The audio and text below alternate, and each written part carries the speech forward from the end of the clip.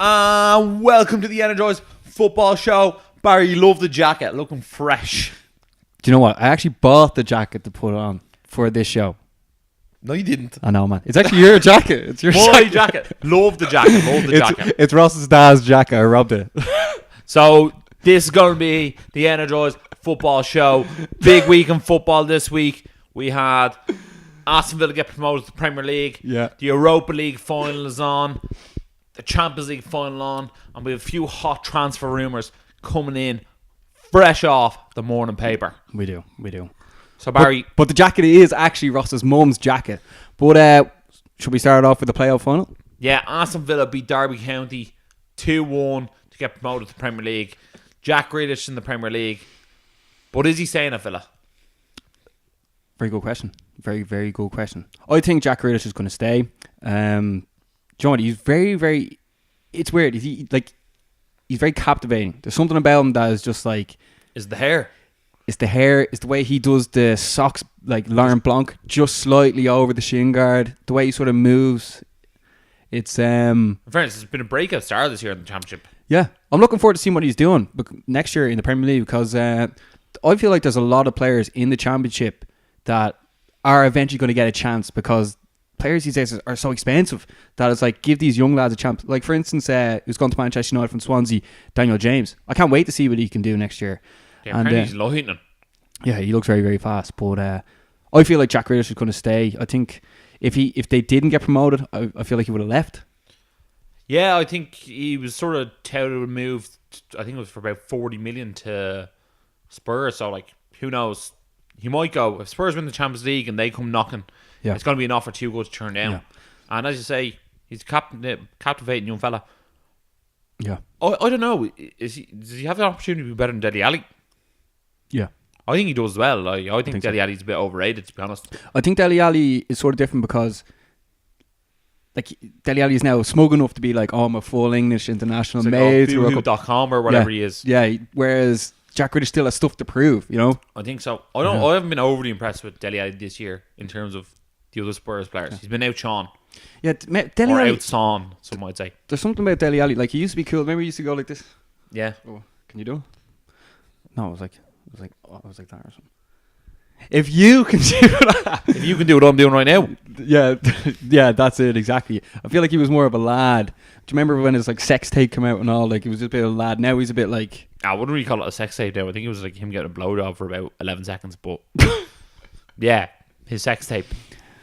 Yeah, but now he's just... Look, Villa are up. Yeah, they have a 40,000 seater stadium. They don't have the worst squad. They're in a good position to like stay Premier League bound for the foreseeable future. Yeah. It's a bit like when Wolves came up. It's like Molineu's a nice stadium. They seem to have the right players. Bit of hunger in there. Not saying they're going to come 7 next year. They definitely won't. But they could easily like come in around 14th. Well, a lot of the players are on loan. Like Tammy Abraham, Tyrone Mings. Yeah, but now's their chance to try and sign those players. Yeah. I always think when you come up, you need to sort of invest. But you don't want to make the mistake Fulham made and invest in players who haven't played in the league. They spent 60 million on 2 centre midfielders who never played English football. Yeah. Well, they over-invested. They felt like they were going to get into Europe, you know? Yeah, they were like, we're going to beat Wolves. They were like overly ambitious. But you can't blame people for that ambitious. Because like once you go in, you want to go in straight away. Like, look at Wolves. You know what I mean? Yeah, but Fulham's owned by the guy who owns the Jaguars, isn't he? Yeah. So therefore, he was probably like trying to create a super team. Yeah. He's probably looking at me, he was like probably trying to like Man City it on the cheap. Yeah. But sure, look, these things, sometimes they happen, sometimes they don't. But anyway, moving on to the Europa League final. Yeah. We've got... The Europa League final is on this Wednesday. Live from Azerbaijan. Live from Azerbaijan in Baku. If you've ever been there, let us know. I couldn't even pick it out on a map. Yeah, true, yeah. Chelsea are taking on Arsenal. The Battle of London is happening in Baku. We're going to start at the beginning, right? Henrik Mkhitaryan, he is an Armenian footballer for Arsenal, formerly of Manchester United. There's a civil war going on between Azerbaijan and Armenia. So Mkhitaryan is now unavailable to actually fly with the team, let alone be on the bench. And there's huge controversy going on about this. Should Arsenal even play, or should Chelsea and Arsenal try and get together and have the game somewhere else? What you make of this, Ross? First of all, I don't know why they ever put it in Azerbaijan Yeah. in the first place. I think that's a silly place to have the final. Apparently the civil war's over the Kardashians and whether they're from Armenia or not. They are. I think they are. Yeah. Yeah, but I actually I had no clue about this until Barry told me. If it's affecting a player's safety and he can't travel because of fear for his safety, UEFA need to look at that and go, we're taking the final off you. Yeah. Move it to Wembley. Yeah. Bigger stadium, 2 London teams. The fans would love that a lot more. Yeah. And let them play for a trophy. Or if you don't do it in Wembley, like do it somewhere nice, like put it in Paris or something, for very easy for everyone to get that they can get the tube across. You know what I mean? Make it accessible for the fans. 100% Azerbaijan. agree, yeah. This is going to be the one and only time all, I'm going to say 50,000 people, who I assume that's the size of the stadium, are going to Azerbaijan in their life. Yeah, I was literally just thinking that. First of all, do you think there's actually a direct flight to there? Probably not. Yeah, and it's probably going to be the most expensive flight ever from London to there, if there is a direct one. Yeah. Because no one's going there again. No, absolutely not. Who knows? Especially not Mkhitaryan. There might be a lot of Azerbaijani fans with like Arsenal and Chelsea jerseys there buying them on the day going to the game. It's crazy, really. The game itself, I think, is actually quite interesting. There's a bit of like back and forth on who people are going to win. Yeah, well, hold on, before we get into this as well, another thing, Peter Cech has also signed from Arsenal to Chelsea to go back and be one on the board. And as everyone knows, Peter Cech spent 11 years with Chelsea, and now he's at Arsenal, and he's playing, and it's his last game for Arsenal against Chelsea in this final. Ross, we obviously put a poll out on the Energized page, and if you haven't checked it out, check it out. Should Peter Cech start his last game against Chelsea, or should they start with Leno, who's going to be their number one from now on? I don't know. You have to weigh it up 2 different ways. Cech's last ever game of football, so he'll obviously want to give it his best effort, but also you're really going to put out Leno, who wants to play in the final, and also then he's your future. Yeah, but Leno's also going to put out his best effort as well, you know. Yeah, true. I was going to try hard. Yeah, I think Leno's actually. I'd probably play Leno just because he's the future, so you might as well play him. I think, but Cech has experience though. Cech has won the Champions League and the Europa League before. One of the few players in the world to hold both trophies at the same time. Hold on. While you come up with the answer and taking off your mum's jacket, hold on. I was taking off the jacket while you're roasting. I was only doing it for the camera. Oh, fair enough. Yeah, actually, that was actually quite funny because when Chelsea were the only club ever to hold the Champions League and the Europa League at the same time. True. Look, I'd be playing Leno, and that's just it. I think younger goalkeeper, more agile. And also, would check with that like brain trauma or head trauma that he's had in the past. If a 50-50 ball comes in, he might go, you know what?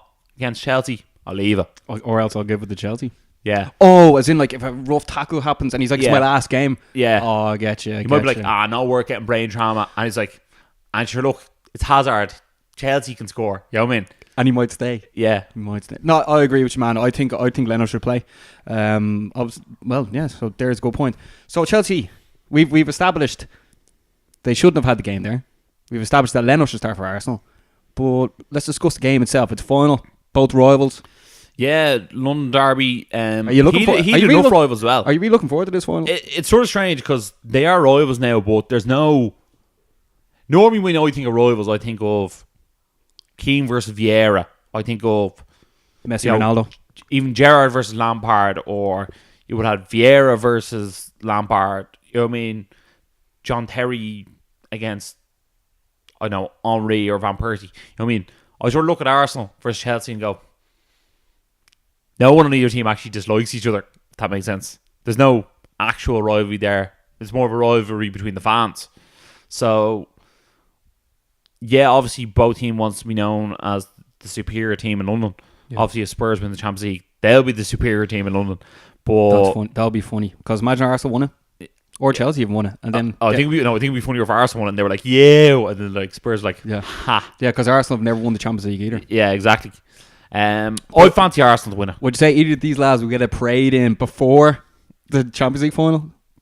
Yeah, I think they will. They'll be played on the following day, I think. Yeah, okay. Because they'll be straight out of Azerbaijan anyway. Oh, Jesus, yeah. The celebrations will be happening in London. I just look at the Chelsea team, and I think they're not actually much of a team. as opposed to I look at the Arsenal team and Aubameyang and Lacazette are like, we're best mates and we play up front together. The modern day Dwight York and Andy Cole. Yeah, and like Iwobi's like, sometimes they let me hang out with them. I look at the Arsenal defence and I go, you know what? All they have to do is sort of put Hazard in their pocket. That's the only real threat coming from Chelsea. Easier said than done. By the way, Hazard's after having the season of his life at Chelsea as well, doesn't he? He's absolutely brilliant. He's on his way out. He'll probably want to win a bit of silverware on the way out as well. This is supposedly his last game as well for Chelsea as well. I think Chelsea still don't really know what way they're playing football and who their best starting 11 is. Like, Sarri's come in. He had the best defensive midfielder in the world in N'Golo Kante. He pushed him forward. He put in Jorginho. Jorginho, all he does is like a million passes, but like 0 assists. Like that Sarri ball doesn't seem to have really worked in England, so I don't perceive it to work in the Europa League final against Arsenal. Also, I feel like Arsenal have done like a better job of getting through each round in the Europa League. I feel like Chelsea have sort of slightly more scraped it. Okay. So what are you feeling then? I think Chelsea will win. Arsenal will win 2-1. I think Aubameyang will be the man on the night. What's your take on it? In fairness, it could be easy to be wrong. 2-0 Chelsea and Hazard scores both. No, I'm sort of like, I think Arsenal are going to get it. Yeah. I feel like it's going to be an extra time, and so that then therefore it'll be like 2-1. Yeah. I was sort of just looking at it and like the amount of times I've seen like Sarri like but even be like disrespected and like lose the rag. It's like, but even what we saw today, the way he walked off the training, and you know what I mean, that's not a good mindset to go into a major European final. Yeah. And I just feel like Arsenal have the better camaraderie. By the way, shout out to Arsenal who have their new jerseys coming out. Aren't they so slick? Oh man, they are, yeah. I was actually like, I'd almost buy one of them. Yeah. John Scanlon, how much are you getting like the home and away jerseys next season? Yeah. You might get them over in Thailand. Shout out John Scanlon. And shout out Jamie Hickey. Hopefully the two lads enjoyed the game on Wednesday. And then obviously on Saturday is the Champions League final. The biggest game in the world, Ross, going down Saturday night. Liverpool versus Spurs. Who would have thought it? Geez, you get some money in the bookies to pick your. You know the way you can do like name your finalists. Yeah. Like Spurs and Liverpool. No way. My initial thought was I actually answered this question on the Instagram there the other day, and I said Liverpool won 3-1, and then I said Mane would score twice, Van Dijk would score the other. It's just one of those things when you look at it. I said Spurs would lose against Dortmund. They won. I said Spurs would lose against City. They won. I said Spurs would lose against Ajax, and they won. So I might be wrong again, and I'd happily be wrong as well. Spurs have been absolutely brilliant. Lucas Moura and Son, especially in the Champions League knockout phases, absolutely phenomenal. And I was only reminded today that that Liverpool just snuck out of their group with Napoli and PSG as well. So it's been a journey for everyone. Well, let's start at the top, right? It's on Saturday night. It's in Atletico Madrid Stadium. Pochettino and Klopp have both won 0 with their clubs. But the English media love them all the same. Yeah, well, that's fair, yeah. Well, I mean, I think both are very, very good. Yeah. One of them is going to get over the line and become the champ, right? Yeah. I can't believe if their first trophy is going to be Champions League. That'd be crazy. But if you also look at the way Spurs and Liverpool have gone through, like, it's such an amazing story they've had so far. The way Spurs got it in the last second against Ajax, the way Liverpool came back and won 4-0 there against Barcelona. Both have written their own stories, and one of them is going to go that extra mile. And like, Pochettino's won nothing ever as a manager, which is crazy. The thing is, who's going to get that magical story? You know, I think there's a few little details coming to this. When you look at it, Cade is out for Liverpool. I don't think he was going to start anyway, but he's out. Possibly. Kane is going to be back for Spurs. Whether he'll start or be on the bench, he'll be in the squad. I think that's where, like, does he play? Does he not play? What do you think? I'd almost not play him just how well they've been playing without him. And I think like almost everyone plays like almost a more fluid style of football without him there. He sort of holds the play up. He's almost like Alan Shearer-esque the way he plays.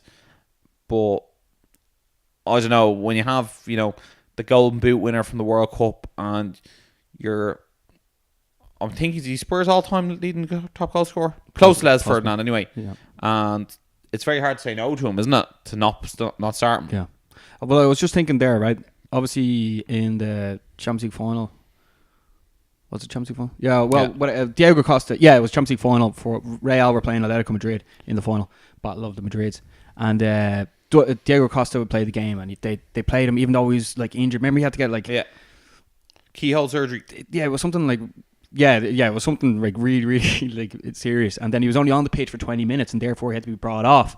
And I was like, now you can't bring him on later. So I'm sort of like, maybe start Kane, and at least in your back pocket that you can still perform without him.